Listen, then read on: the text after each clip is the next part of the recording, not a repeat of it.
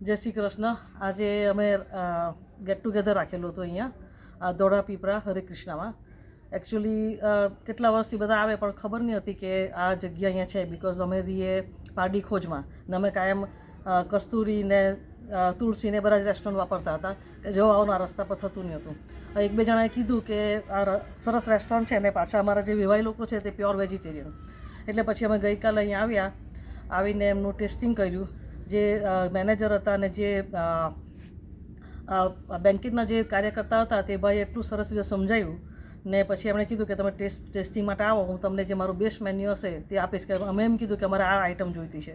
તેમણે કીધું આ બધી કોમન આઈટમ છે, અમે તમને સજેસ્ટ કરીએ તે તમે પહેલાં ટ્રાય કરો ને પછી તમને એમાં જો યોગ્ય ન લાગે તો પછી અમે તમને નવી આઈટમ તમે જે મેન્યુમાંથી આપશો તે અમે કરી આપીશું. હવે એમણે જે આઈટમ અમારા માટે નક્કી કરીને અમને જે બપોરે લંચમાં જે જમાડ્યું તેમાં થોડુંક ખાલી સ્પાઇસ વધારે લાગી ગયો, બિકોઝ એમનો ટેસ્ટનું બનાવતું. ખાલી અમે એમને એટલું કીધું કે આ બધી વસ્તુ પરફેક્ટ છે, એક બે વસ્તુ અમે ચેન્જ કરી ને એડ કરી પાછી અમે ને તે સ્પાઇસ લેવાનું એમણે આજે બનાવીને જમાડ્યું અમને ને સરસ રીતે આ બધો કાર્યક્રમ અમારો પત્યો ને કોઈ બી જાતમાં કશો પ્રોબ્લેમ નહોતો ને ટાઈમ પ્રમાણે બધું સરસ હતું. મેં થોડુંક એડ કર્યું તે બી છેલ્લી મોમેન્ટ એમણે મને એડ કરી આપ્યું ને ટાઈમ પ્રમાણે બધું કર્યું એમણે.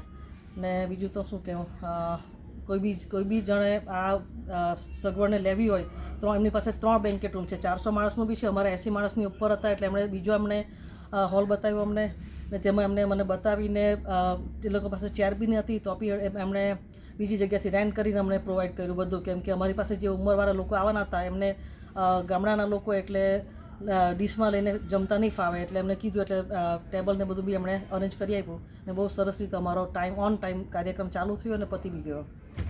સો કોઈ બીને આ વ્યવસ્થા તમારે વાપરવી હોય તો બહુ સરસ જગ્યા છે, હાઈવેની પાસે જ છે. નવસારીથી 5-7 કિલોમીટર દૂર છે ને બારડોલીથી અડધો કલાક જ થાય છે. બીજું તો શું કેમ હવે, દેટ્સ ઇટ.